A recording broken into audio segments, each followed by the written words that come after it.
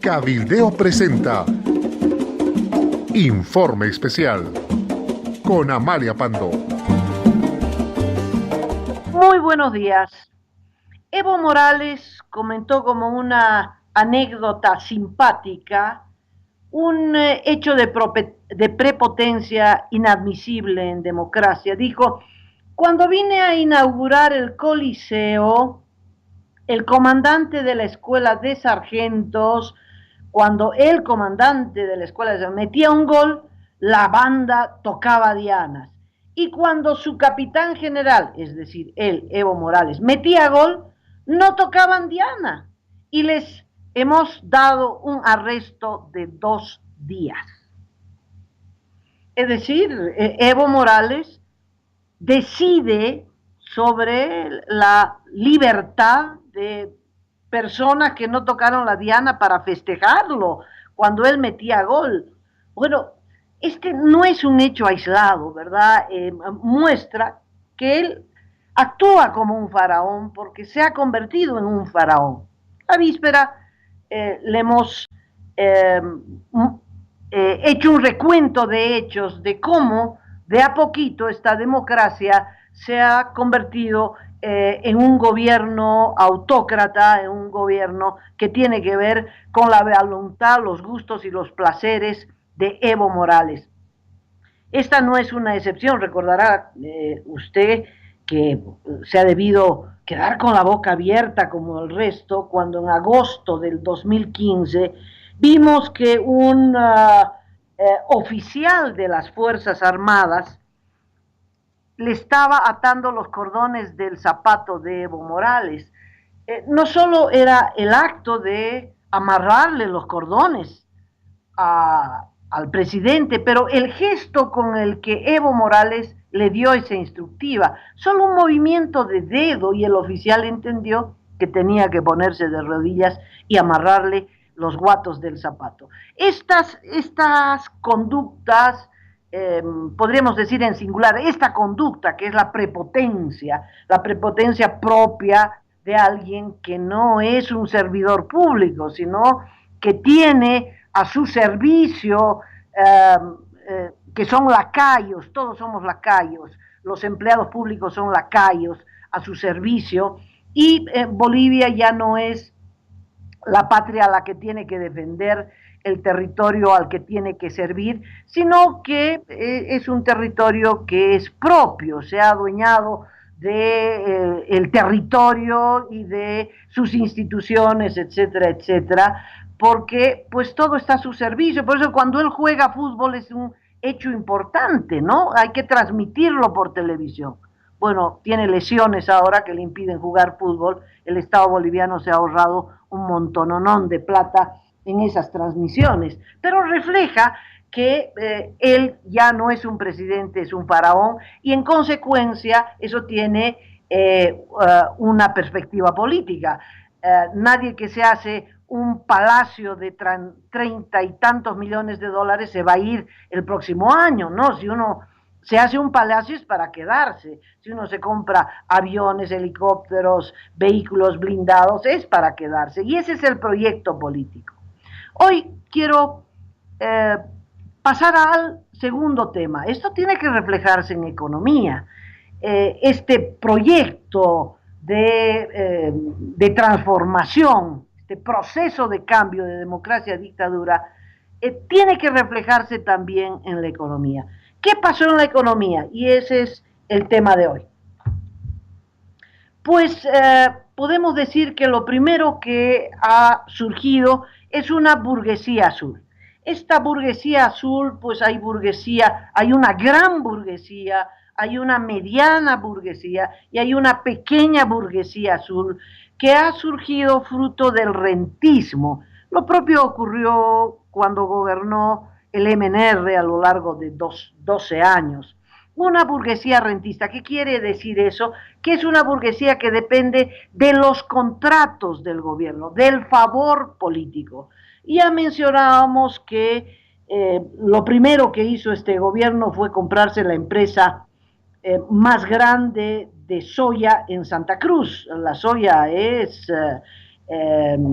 la columna vertebral de la economía cruceña y de la influencia que tiene la economía cruceña en el país. Entonces, ha surgido una burguesía vinculada a la corrupción en Venezuela, porque el capital de origen no es el trabajo esforzado de un empresario, sino que sacan millones de dólares de las empresas estatales de Venezuela y con eso, con esa plata se compraron Gravetal. El origen es no dudoso porque está claro, está establecido que sacaron plata, robaron plata de la empresa estatal de Venezuela, es decir, el pan de la boca del pueblo venezolano para hacerse de Gravetal, luego de los ferrocarriles y ahora van por el tren bioceánico.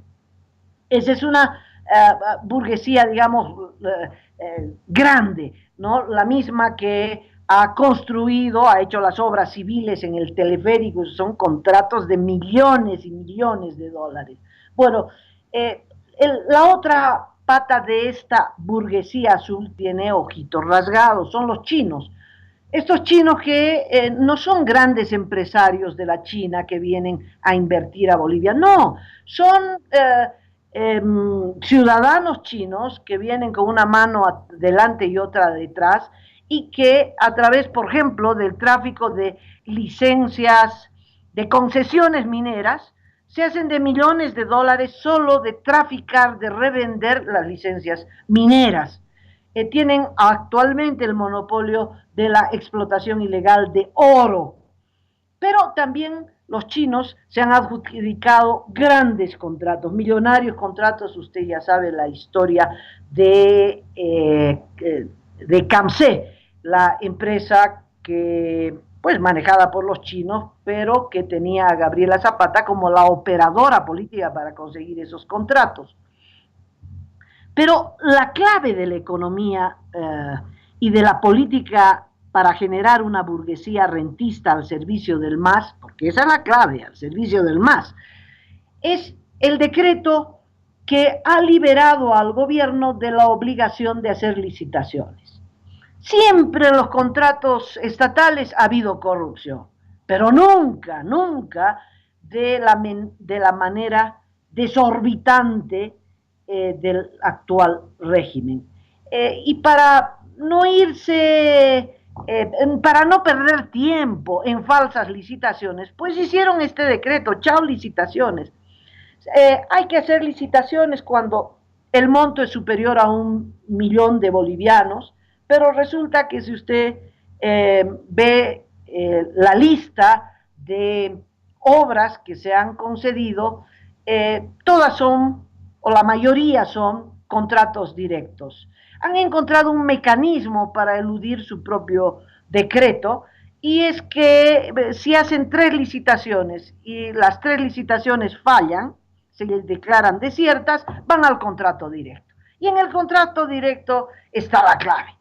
El 67% de las obras concedidas por el gobierno, el 67% son por contrataciones directas. Contrataciones por excepción casi el 10%. Invitación directa pocas, casi el 1%. En total, 77% de todo el dinero que el gobierno ha gastado en obras ha sido por contratación directa de excepción o invitación directa, es decir, no a las licitaciones. Las licitaciones son la excepción, la excepción. Los contratos directos en todo, las grandes, las medianas y las chicas, hasta en los juegos Odesur, ¿no? Las sombras para hacer las canchas de fútbol, para hacer los edificios, contratación directa. ¿Y quién puede ganar un contrato directo? El amigo del gobierno. Creo que en los Juegos Odesur quedó claro que el ex ministro y los amigos que se reunieron previamente con el presidente, ellos son los que van a ganar la adjudicación, van a recibir este contrato directo, ¿verdad? Y así en todo. Tienes que ser amigo del presidente, tienes que tener vínculos con el ministro. Y si no, ¿cómo vas a ganar un contrato directo? ¿Cómo es que te van a llamar para invitarte a presentar tu oferta? Bueno, esta es la clave. La contratación directa es la clave del modelo económico actual. Una burguesía que se adjudica esos contratos y que está al servicio del gobierno. Y si no está al servicio del gobierno, pues no va a conseguir el contrato. Los grandes contratos inicialmente para los chinos. Empresas que no necesitan saber nada, lo único que necesitan es tener acceso al gobierno para adjudicarse estas obras. Obras de una cantidad de billetes que estremece, ¿no? Reparar el sillar en la carretera central Cochabamba-Santa Cruz, son 28 kilómetros. El contrato es de más de 400 millones de dólares para 28 kilómetros, 15 millones de dólares por kilómetro. ¿Quién se adjudicó? La Chino Hidro, ni atrás ni adelante. La carretera Rurrenabaque-Riberalta, ¿quién se adjudicó? La China Railway Corporation, ni atrás ni adelante. El Mutún se adjudicó la Chino Hidro. Mire, solo en 3 proyectos casi 700 millones de dólares. El Mutún, que ya les dije, la Chino Hidro, San Buenaventura, la CAMC, la hidroeléctrica San José, la Chino Hidro otra vez. La CAMC, usted ya lo sabe, se adjudicó por vía directa a 5 contratos, y el 6º contrato, un contrato por licitación, justo el contrato que luego fue rescindido, tenía que hacer una ferrovía entre Montero y Bulo Bulo, y no la hizo. A raíz de eso estalló el escándalo de CAMC. Todas las obras, usted no va a poder creer la cantidad de obras millonarias, pero millonarias, y que además no funcionan. Coro Coro, por ejemplo, se adjudicó a unos coreanos que ya se fueron. En proyectos evaporíticos, hace 12 años están dando vueltas en el Salar de Uyuni. 900 millones de dólares va a costar el proyecto, solo la primera fase 485. La fundición de Vinto, compraron un nuevo horno, bueno, ahora no tienen materia prima. En Telamayo hicieron otra inversión, que no funciona. Carachipampa, ya para que le digo, le han metido 62 millones de dólares y hasta ahora no prende el motor. Para hacer una fundición y refinación de zinc tenían que haber 2 plantas, una en Oruro y otra en Potosí, eso era muy importante, pues al ministro no le gustó la empresa que se había adjudicado y declaró desierta la licitación, y ahí sigue. Obras o que no funcionan o que no tienen sentido, como la planta azucarera de San Buenaventura, que después se dieron cuenta de que no había caña, o la planta de fertilizantes de Bulo Bulo, que a veces funciona y a veces no funciona, que no sabe a quién le va a vender, etc. Obras que eran importantes, muy deseadas por la población, el aeropuerto en Sucre, Alcantarí. Oiga, la primera lluvia, y más llovía adentro que afuera, goteras en todo lado. Las empresas aéreas tuvieron que poner plásticos en sus mesones. Un señor se resbaló, con el piso todo mojado, se cayó, tuvieron que internarlo. Bueno, después el aeropuerto de Sucre sirvió para hacer fiestas. Lo más grave es que hacen un aeropuerto y no le ponen un tanque de abastecimiento de gasolina para aviones, de tal modo que los aviones que llegan a ese aeropuerto tienen que tener gasolina para la vuelta, porque no hay un tanque de gasolina. Bueno, todas esas cosas, típico del gobierno, hacen obras y no saben. no hicieron estudio de mercado, no hicieron estudio de prefactibilidad, no hicieron nada. Lo importante es que el presidente quedó satisfecho, eso es lo único. El teleférico, bueno, ya van como 4 o 5 accidentes en el teleférico. Les parece normal en un transporte tan peligroso, tan riesgoso, pues que las cabinas del teleférico se descoordinen y se choquen. 9 cabinas se chocaron, una detrás de la otra, ¿no? Que el ascensor del teleférico, uno aprieta el botoncito para descender y de repente se va a toda velocidad y se estrella contra el piso. Por suerte eran solo 2 pisos. Todo les parece normal.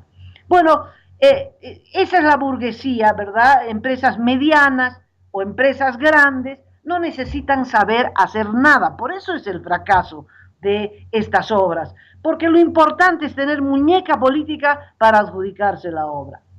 ¿Qué le voy a decir? ¿Qué le voy a decir en obras menores? Ha surgido una gran cantidad de empresas, pero miles de empresas, tantas empresas como obras se han desarrollado de pequeña dimensión, ya sea a través del Evo Cumple o ya sea a través del decreto para paliar el desempleo, que eso ocurrió recién el año pasado, en mayo del año pasado. Había mucho desempleo, se dieron cuenta y entonces han destinado 146 millones de dólares para paliar el desempleo. Entonces allí surgen los empresarios políticos como Jesús Vera. De esta plata sale los adoquines para que Jesús Vera se convierta en un alcalde de facto, recibe no adoquines, losetas, para ir a los barrios pues más periféricos de la ciudad de La Paz, y allí entonces organiza a los vecinos y dice: yo voy a traer losetas, ustedes ponen el trabajo y yo les voy a dar una bolsita de alimentos, al más puro estilo del Banco Mundial, ¿verdad? Solo la diferencia es que a Jesús Vera no lo audita nadie, no viene la Contraloría, no tiene que rendir cuentas. ¿De qué vive Jesús Vera? Es un ícono, ¿no?, de esta nueva burguesía azul en escala pequeña, en pequeña escala. ¿De qué vive Jesús Vera? De esto vive. No recibe sueldo, pero tiene que beneficiarse de la comida que distribuye, de las losetas que entrega, en fin. Lo único que sabemos es que Jesús Vera vive borracho ahí en las oficinas de FEJUVE que ha ocupado de manera ilegal. Bueno, hay muchos Jesús Vera en el país que viven de eso, de ser operadores políticos y al mismo tiempo manejar plata de la que no rinden cuentas. Bueno, ya el Evo Cumple ha sido una máquina para generar empresas de construcción. ¿Cuánto ha manejado el Evo Cumple? La cantidad es exorbitante. Desde el 2009 al 2015, principios del 16, se sumó 1.000 millones de dólares. Es un dato provisional, es mayor sin duda. Miles de obras que usted sabe, las canchas de fútbol, el césped sintético, son los ejemplos, digamos, la promoción del Evo Cumple, pero hay obras de todo tipo. Y muchas de estas mal hechas, ¿por qué? Porque para adjudicarse esa obra tienes que ser del MAS. ¿Y quién no es en este país constructor? ¿Quién no ha levantado una pared de adobes o de ladrillo? ¿Quién no ha puesto un techo de calamina? De tal modo que todos se consideran constructores y entonces abren la empresita y postulan muñeca política, muñeca de Jesús Vera, muñeca de la CO, muñeca de la CESUD-CB, es decir, hay que tener un padrinazgo y te adjudicas la obra. Y entonces construyes el hospital, el mercado, etcétera, etcétera, y de acá a poquito la obra se cae. Ya le mencioné en las obras grandes, no es que se caen las paredes, sino que la obra simplemente ni atrás para adelante. o obras importantes como el aeropuerto de Sucre, que ya le comenté. Pero en estas obras del Evo Cumple, la excepción es que la obra esté bien hecha, ¿no? Una nota de los tiempos del 2016, en Cochabamba se hablaban de 5 obras, 36 millones de dólares, una terminal interprovincial suspendida desde el año 2010, el Hospital del Norte sin funcionar el 2012, un mercado modelo a medio funcionar, el mercado de Coraca paralizado 6 años, la Escuela de Bellas Artes sin funcionar desde el 2014. Ese era un reporte del 2016.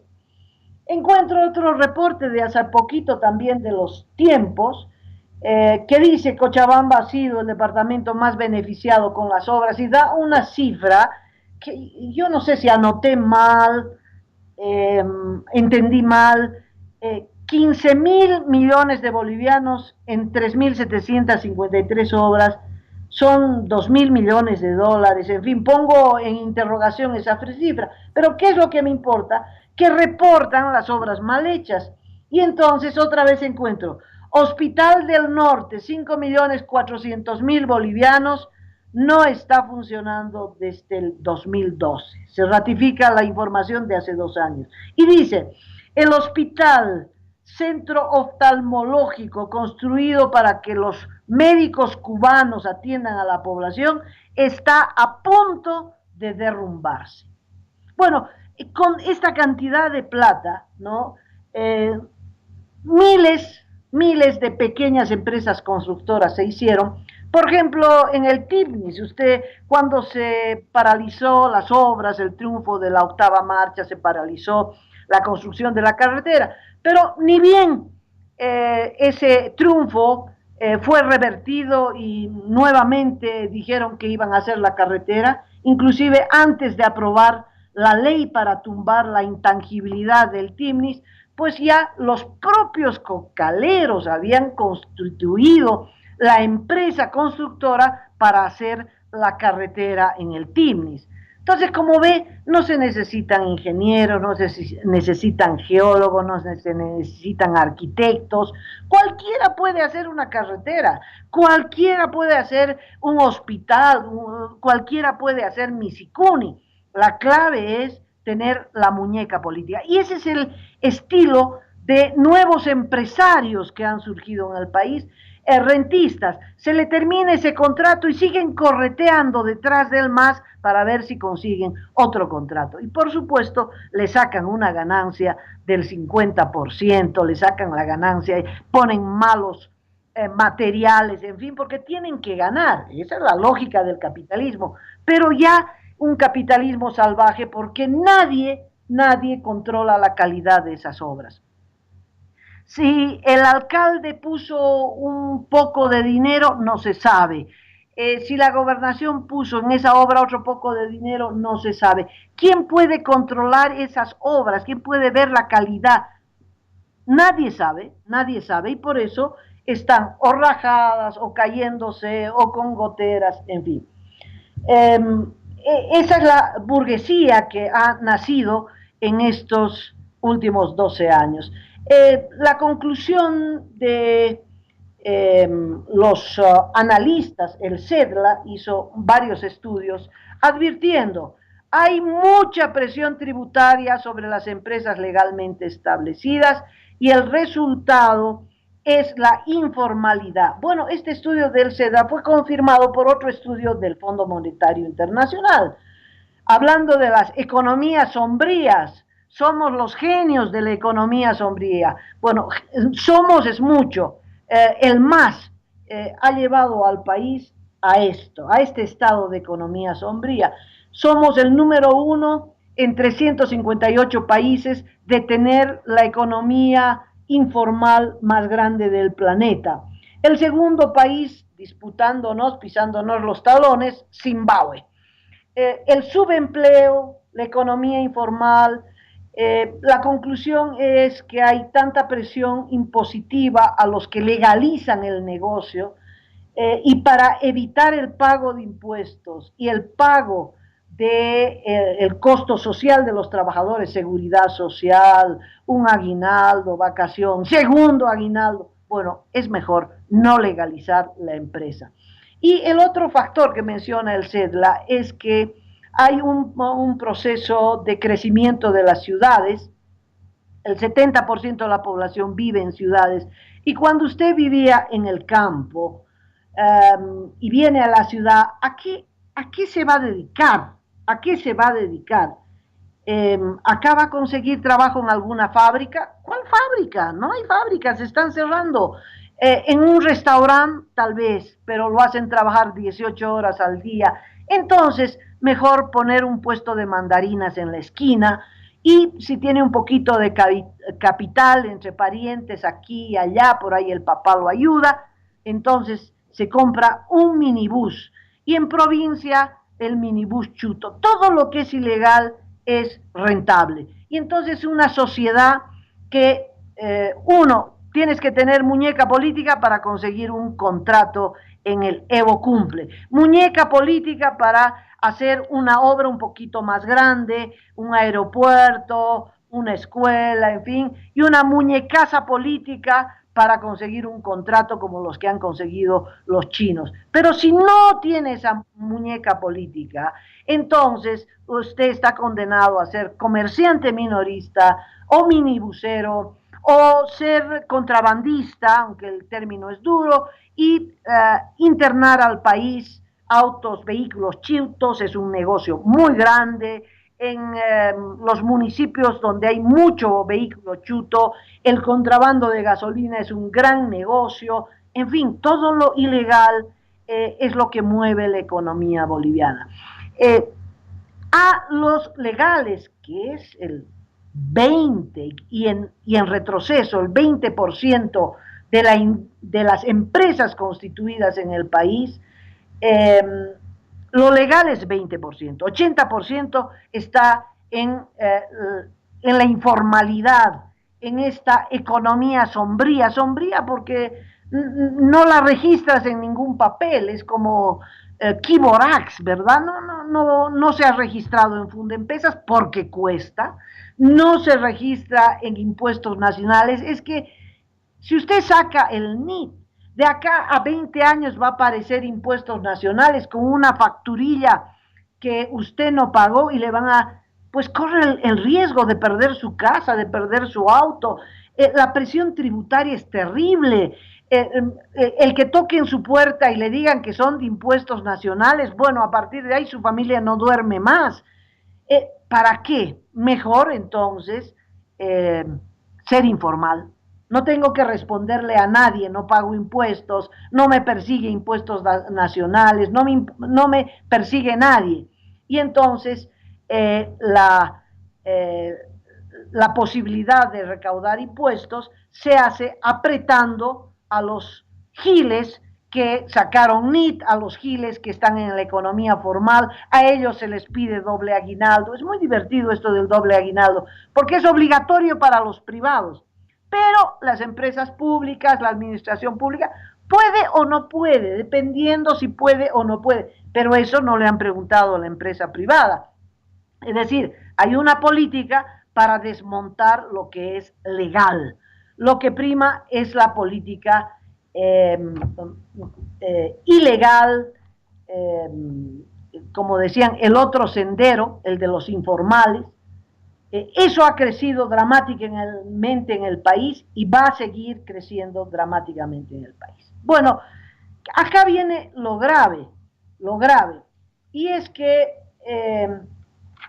el gas, Bolivia vive del gas, y resulta que Bolivia no está pudiendo producir gas. La producción se ha estancado y empieza a caer desde el 2014. En gas se ha invertido para aprovechar el gas. La política de industrialización tiene que ver con el gas. Entonces, para utilizar gas se hizo, por ejemplo, una planta separadora de gas en Yacuiba, una planta separadora de gas que costó casi $500 millones,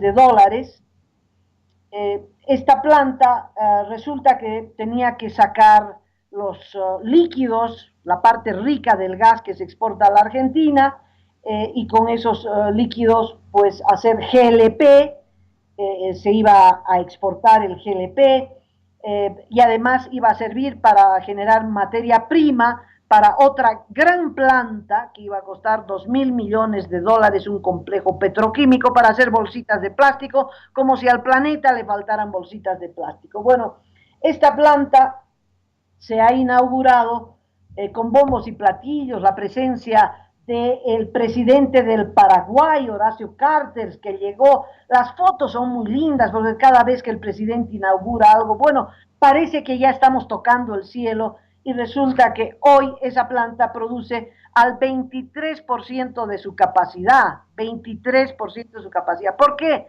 Porque no hay gas, se está acabando el gas. Bueno, le comento que un ex gerente de inversiones de yacimientos ha dicho que sería bueno parar la exportación de gas al Brasil y a la Argentina porque no hay gas, porque solo nos quedan 4 trillones de pies cúbicos de gas en el país, y que entonces sería conveniente dejar de exportar a la Argentina y al Brasil porque no va a quedar gas para Bolivia. 4 significan 4 años, 4 trillones de reservas significan 4 trillones. El presidente de Yacimientos ha desafiado y dicho, si solo hay 4 trillones, yo voy a renunciar. Bueno, parece que tiene que empezar ya a redactar su renuncia. Él dice que hay más reserva, bueno, pero no hay nada comprobado. Hasta ahora no demuestran qué reserva de gas hay en el país. Lo concreto es que la producción está bajando. Eso es lo concreto. Lo concreto es que Argentina pidió mayor volumen de gas para enfrentar este invierno y que Yacimientos no ha podido venderles ese mayor volumen. La planta está, como le digo, al 23% de su capacidad instalada, no está pudiendo abastecer a la Argentina, un día bombean, otro día no bombean. Las autoridades locales se han quejado, dicen que la Argentina les debe más de 200 millones de dólares, pero lo concreto es que la producción de gas está bajando, y esto es lo más grave. ¿Sabe por qué? Porque Bolivia depende de esa exportación. Bolivia sigue dependiendo en términos legales, sigue dependiendo del gas y de los minerales. Y ambos rubros están cayendo en producción, más el gas que los minerales. La mitad de nuestros ingresos son por gas y casi la otra mitad por minerales. Luego aporta la soya, aportan otro, bueno, pero gas y minerales vivimos de eso, y ambas producciones están decayendo. ¿Qué hará Tarija, que vive de la renta que le proporciona el gas? Tarija es el principal departamento productor de gas, pero eso está hacia abajo. El 19 el gobierno tiene que negociar con Brasil si renueva el contrato de exportación, pero para eso tiene que demostrar un papelito, un certificado que demuestre las reservas probadas de gas, porque si no, ¿qué contrato van a hacer? ¿Cuánto uno va a ofrecer al Brasil si no sabe qué reserva tiene? Y un ex gerente de manera muy valiente, Edmundo Pérez, ha dicho, por favor, ya no tenemos reserva de gas. 4.3 trillones de pies cúbicos, pues alcanza para 4 años. Sería bueno no exportar para que eso sirva para el consumo interno de Bolivia, pero si no exportamos gas, ¿de qué vamos a vivir? Esa es la situación en la que Evo Morales nos deja. Muchas inauguraciones, muchos festejos, cuetillos, bandas, ¿verdad? Si no te meten a la cárcel, pero la estructura del país, seguimos viviendo de lo mismo, es decir, somos un país que sigue siendo extractivista y un país que ha desarrollado una burguesía rentista que depende de los contratos del gobierno, y una economía en general que es una economía informal, porque el gobierno se ha dedicado a perseguir a los formales, perseguirlos con impuestos, estrujarlos con multas. Entonces la gente no es onza, prefiere ser informal. Ahora cierro con esto último. A pesar de eso, la crisis, a pesar de estos datos, la crisis no se siente en el país. Se siente una desaceleración, pero no se siente crisis. Y me remito a el blog de Humberto Bacaflor, colega que vive en Tarija ahora, y que hace referencia a un estudio de un economista que se llama Carlos Cardoso. Y el que dice, señores, en Bolivia el narcotráfico es el negocio no solo más rentable, pero un negocio garantizado. ¿Por qué? Porque el gobierno ha aumentado el número de hectáreas legales para producir coca. Son 22.000 hectáreas de plantaciones de coca. Con eso se puede producir 35.500 toneladas de hoja de coca y de esas 35.500 toneladas se necesita para el acullico 5.000. Nada más, el resto es para el narcotráfico. Le sintetizo la cifra porque hay muchas multiplicaciones, conversiones de toneladas de coca a toneladas de cocaína, el número de toneladas incautadas, etcétera. En síntesis, la exportación de cocaína, dice este artículo, este estudio, genera 56.370 millones de dólares. Quitemos las moneditas, 56.000 millones de dólares es lo que genera la economía de la cocaína. Siempre hablábamos de 300 millones, bueno, exagerando, 500 millones. Este artículo dice, no, esta es la cifra que genera la economía de la cocaína en Bolivia. La economía, llamémosle, de la cocaína en Bolivia, 56.000 millones de dólares. ¿Cuántas veces más que el gas? Pues muchísimo más. El gas genera 2.000 millones de dólares al año, la cocaína 56.000 millones de dólares. Y creen que esta cocaína ya colocada en el exterior, bueno, la cifra es realmente muy grande, ¿no? 225.482 millones de dólares puesto en mercado exterior. Pero lo que nos interesa es la cifra que se genera dentro de nuestro país, partiendo de que el costo de producción de 1 kilo de cocaína es de $2.000 y que ya en mercado local ese kilo de cocaína sube a $8.000. Bueno, con toda la hoja de coca que hay disponible, 56.370 millones de dólares, que esta entonces es la otra vía de la economía que se ha generado, que se ha desarrollado, no es nueva, pero se ha desarrollado industrialmente, pues en estos 12 años del gobierno de Evo Morales, un gobierno que empezó siendo democrático y que termina en un gobierno que está a punto de dar el salto cualitativo hacia la dictadura cuando habilite su candidatura para perpetuarse en el poder. Muchas gracias por seguirme, muchas gracias por su aliento y conmigo será hasta el lunes próximo. Cabildeo presentó Informe Especial con Amalia Pando.